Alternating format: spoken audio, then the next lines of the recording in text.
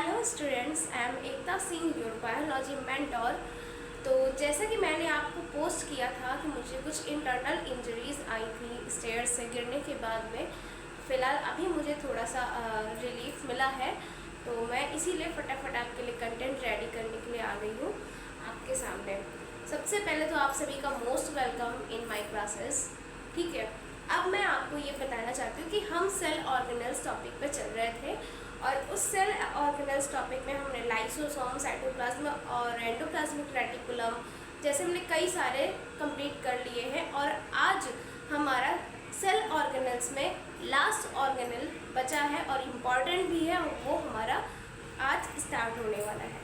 ठीक है, आज हम उसके डायग्राम के बारे में डिस्कस करेंगे, जैसा कि आप मेरे रिप्रेजेंटेशन में देख के समझ गए होंगे, और अगर नहीं समझे हैं तो मैं अभी आपको बता दूंगी।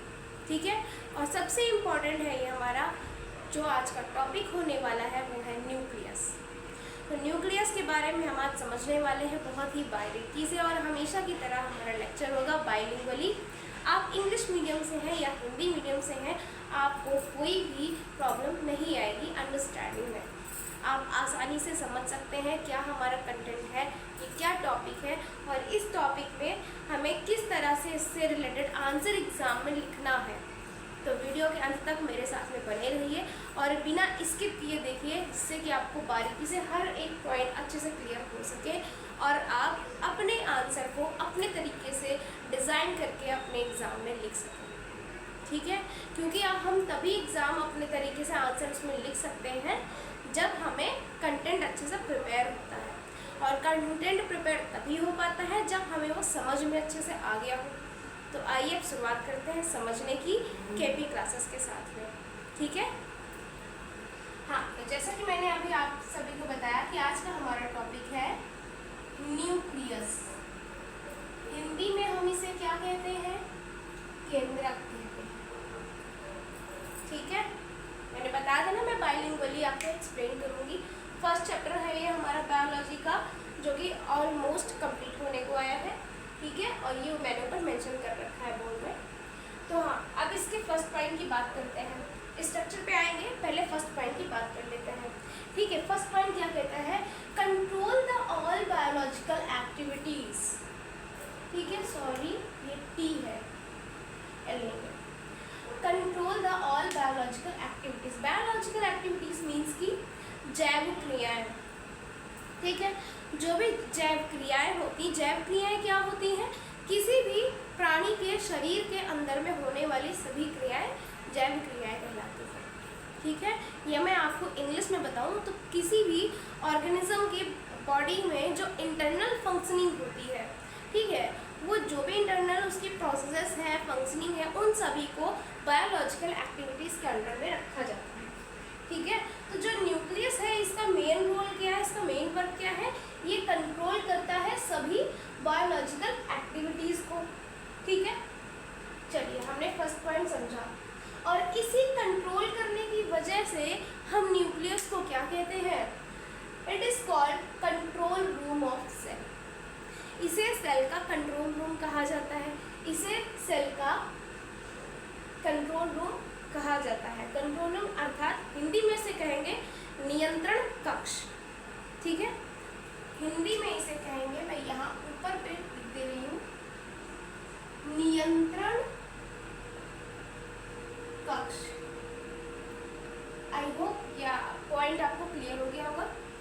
नेक्स्ट पॉइंट की बात करते हैं। Firstly described by Robert Brown. सबसे पहले सर्वप्रथम ये डिस्क्राइब किया गया किसके थ्रू? रॉबर्ट ब्राउन के through. It is most important point. This point is also important, but this point is more than important. Why? Because biologist name mention in it. क्योंकि इस पॉइंट में क्या है, बायोलॉजिस्ट का नेम मेंशन है, जिन्होंने क्या किया, इस न्यूक्लियस के बारे में डिस्क्राइब किया है बहुत अच्छे से, इसके बारे में बहुत ही अच्छे से वर्णन किया है, बताया है। ठीक है, सबसे पहले रॉबर्ट ब्राउन ने न्यूक्लियस के बारे में बताया था, तो इस पॉइंट को आप डबल स्टार कर लीजिए। ठीक है, ये पॉइंट आपको एग्जाम में लिखना ही लिखना है, और ये भी आपको लिखना है। आइए नेक्स्ट पॉइंट की बात करें। Nucleus is absent in RBCs. Nucleus क्या होते हैं, आरबीसीज में अब्सेंट होते हैं। आरबीसीज क्या है, रेड ब्लड सेल्स है, ठीक है, वो सेल्स जिनके अंदर में रेड कलर का ब्लड क्या होता है, कैरी किया जाता है, ठीक है। या यूँ कहें कि वो सेल्स ब्लड की, वो सेल्स जो रेड ब्लड या ऑक्सीजनेटेड ब्लड को कंटेन करती है, ठीक, उन्हें कैरी करती है, ठीक है। तो ऐसी सेल्स में क्या होता है कि न्यूक्लियस जो है वो अब्सेंट होता है। तो जिन सेल्स में न्यूक्लियस अब्सेंट होता है ऐसी सेल्स को क्या कहते हैं, ई न्यूक्लिएटेड कहते हैं। क्या कहते हैं, ई न्यूक्लिएटेड, ई फॉर अब्सेंट, ठीक है, ई फॉर अब्सेंट ऐसा ले लेते हैं, ट्रिक है ये लर्न करने की, ये नहीं कि ई फॉर अब्सेंट ही होगा। अगर मेरी सराउंडिंग से आपको कोई वॉइस आती है, please ignore it and focus on my voice only, ठीक है। आपको सिर्फ मेरी आवाज़ पे फोकस करना है, तभी आप कंटेंट को अच्छे से समझ पाएंगे, ठीक है। तो ये भी पॉइंट हमारा इम्पोर्टेंट है। और एक बात ध्यान रखिएगा कि मैं आपको पढ़ाती हूँ एनसीईआरटी बेसिस पे। तो एनसीईआरटी बुक में दी गई एक एक लाइन मैं आपको यहाँ पे एक्सप्लेन करती हूँ अपने तरीके से रिप्रेजेंट करके, ठीक है। तो ये एक एक लाइन आपकी एनसीईआरटी की है, ये आप समझ लीजिए और कितनी इंपॉर्टेंट है। मैं बेहद इंपॉर्टेंट पॉइंट्स आपके लिए कलेक्ट करके लाती हूँ, ठीक है। आइए नेक्स्ट पॉइंट की बात करें। मल्टी न्यूक्लिएटेड अर्थात कि बहुकेंद्रकीय। मैं यहाँ लिख दे रही हूँ आपके लिए हिंदी में, जिससे आपको समझने में आसानी हो जाए। बहुकेंद्रकीय यानी कि मल्टी न्यूक्लिएटेड, यानी कि इसका मीनिंग ये हुआ कि ऐसी सेल्स जिनमें एक से ज़्यादा न्यूक्लियस होता है। हालांकि जो न्यूक्लियस है ज़्यादातर सेल्स में एक ही होता है, लेकिन कुछ सेल्स में एक से ज़्यादा भी न्यूक्लियस होते हैं। तो जिन सेल्स में एक से ज़्यादा न्यूक्लियस प्रेजेंट होते हैं ऐसी सेल्स को क्या कहते हैं, ऐसी सेल्स को कहते हैं सीनोसाइट्स। ऐसी सेल्स को क्या कहते हैं, ऐसी सेल्स को कहते हैं सीनोसाइट्स, ठीक है, सीनोसाइट्स। ये भी पॉइंट आपका क्लियर है और इम्पॉर्टेंट भी है। आइए अब हम बात करते हैं इसके डायग्राम की, ठीक। डायग्राम पे अब हम समझ लेते हैं। पहले इसकी बात कर ले, पार्ट्स ऑफ न्यूक्लियस, ठीक है। ये अभी हमने समझा अबाउट न्यूक्लियस कि न्यूक्लियस क्या है, ठीक है, उसके जो फीचर्स हैं क्या है, ठीक। अब बात करते हैं पार्ट्स ऑफ न्यूक्लियस की। पार्ट्स ऑफ न्यूक्लियस अर्थात केंद्रक के भाग या अंग, यानी कि मैं आपको बता दूं कि न्यूक्लियस के और क्या क्या पार्ट्स हैं, ठीक। तो न्यूक्लियस का सबसे पहला पार्ट आता है न्यूक्लियर एनवेलप, जिसे हम हिंदी में क्या कहते हैं, इसे हम हिंदी में कहते हैं केंद्रीय आवरण, केंद्रीय आवरण कहते हैं, ठीक है। आइए अब हम एक एक करके डायग्राम पर समझते हुए चलते हैं। केंद्रीय आवरण जैसे आपको देखने को मिल रहा होगा, ये लिखा है न्यूक्लियर एनवेलप, ठीक, जिसे मैंने अभी यहाँ पर आपको बताया केंद्रीय आवरण ये है, ठीक। इसमें अब आप देख पा रहे होंगे, अगर आपको देखने में प्रॉब्लम हो रही तो आप वीडियो को जूम कर लीजिएगा। कि यहाँ पर देखिए जो ये एक दोहरी सी ये लाइन है इस तरह से गई है, ठीक है, इसको क्या कह रहे हैं, न्यूक्लियर एनवेलप कह रहे हैं, यानी कि केंद्रक का आवरण कह रहे हैं। वो आवरण, वो एनवेलप जिसके अंदर क्या है, न्यूक्लियस सेफ है, ठीक है, या उसके अंदर क्या है, उसने न्यूक्लियस को ढक के रखा है, ठीक। तो अब यहाँ पर मैं आपको बता दूँ कि जो ये अंदर वाली जो इसकी लेयर है, ये जो अंदर वाली इसकी लेयर है, ये अंदर वाली लेयर इसकी इंटरनल मेम्ब्रेन है और बाहर वाली लेयर एक्सटर्नल मेम्ब्रेन है, और दोनों लेयर्स मिल करके क्या बना रही है, न्यूक्लियर एनवेलप बना रही है, ठीक है, न्यूक्लियर एनवेलप बना रही है। और ये न्यूक्लियर एनवेलप में बीच बीच में स्पेस है, आपको देखने को मिल रहा होगा बीच बीच में ये जो स्पेस है, इस स्पेस को कह रहे हैं न्यूक्लियर कोर, यानी कि केंद्रीय छिद्र, ठीक है, केंद्रीय छिद्र इसको कहते हैं, ठीक है। न्यूक्लियर का आपको पता है, केंद्रीय कोर का मैं यहाँ पे लिख दे रही हूँ, छिद्र यानी छेद। इसमें क्या होता है कि जो साइटोप्लाज्म में बाहर से कोई भी न्यूट्रिएंट आता है और उनमें से न्यूट्रिएंट न्यूट्रिएंट में से कुछ न्यूट्रिएंट की जिसे नीड है न्यूक्लियस को अपनी फीडिंग के लिए। ठीक है, तो न्यूक्लियस क्या करता है, वो न्यूक्लियर मेम्ब्रेन क्या करती है, साइटोप्लाज्म से वो न्यूट्रिएंट या वो जो भी कंटेंट है अंदर वो इन्हीं पोर्स के थ्रू क्या करती है, न्यूक्लियस को दे देती है।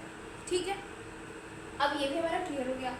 आइए नेक्स्ट क्या है, न्यूक्लियोप्लाज्म। न्यूक्लियोप्लाज्म को क्या कहते हैं, हिंदी में कहते हैं केंद्रक द्रव्य।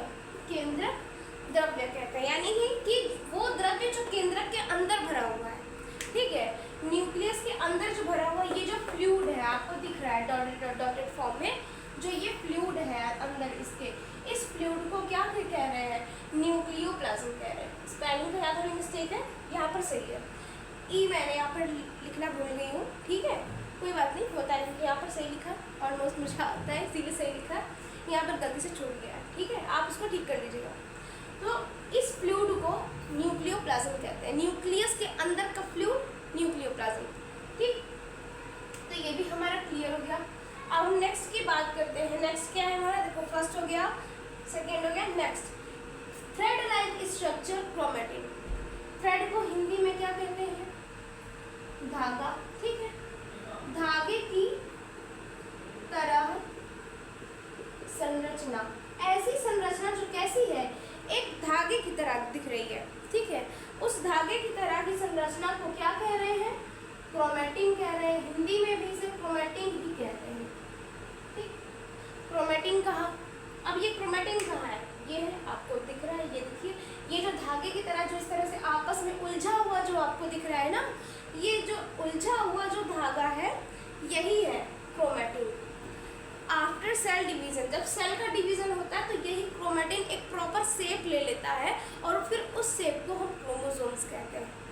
ठीक है, तो आई होप अब आपको ये क्रोमैटिन भी क्लियर हो गया होगा। ठीक, अब इस क्रोमैटिन के बाद की बात करें, लास्ट है हमारा न्यूक्लियस का पार्ट, क्या, न्यूक्लियोलस, जिसे हम क्या कहते हैं, केंद्रकाव भी कहते हैं। ठीक है, लिख दे रही हूँ केंद्रकाव ही।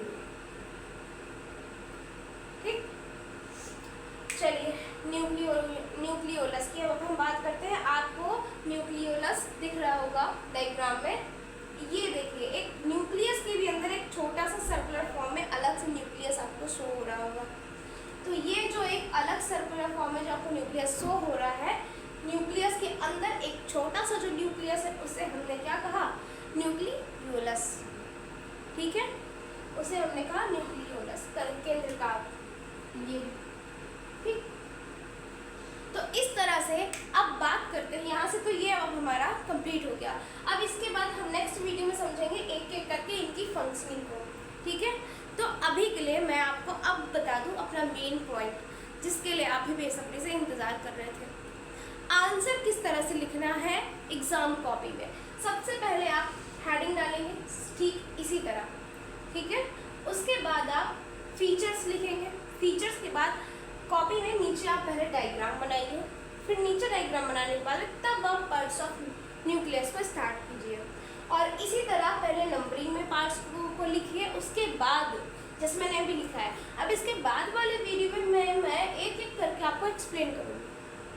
ठीक है, तो उसी तरह आप इससे लिखने के बाद में फिर नंबर 1 हेडिंग सेंटर में डाल करके उसके बारे में उसकी फंक्शनिंग लिखना आप स्टार्ट करेंगे। ठीक है, तो अब मिलते हैं नेक्स्ट वीडियो में। आज के लिए इतना ही। आई होप आपको पूरा समझ में आया होगा न्यूक्लियस के बारे में। ठीक है, तो इसी तरह मेरे साथ NCERT बायोलॉजी पढ़ने के लिए आपको जुड़ना होगा, और जुड़ने के लिए ज़्यादा कुछ नहीं करना है, बस KP क्लासेस को सब्सक्राइब करना है। अगर आपको डाउट सॉल्व करने हैं और फ्री ऑफ कॉस्ट आपके लिए डाउट सॉल्विंग ऑप्शन भी है मेरे इस चैनल पे, तो आपको ज़्यादा कुछ नहीं करना है। डिस्क्रिप्शन बॉक्स में आप जाइए, फुल चैप्टर की आपको लिंक मिल जाएगी प्लेलिस्ट की, और आपको मेरे कनेक्शन लिंक्स भी मिल जाएंगे। WhatsApp group, Telegram group, Facebook page, Insta page, आपको KP क्लासेस के हर एक प्लेटफॉर्म पे आप ऐड हो सकते हैं। ठीक है, तो आज के लिए इतना ही। मिलते हैं नेक्स्ट वीडियो में। Thank you so much for watching this video.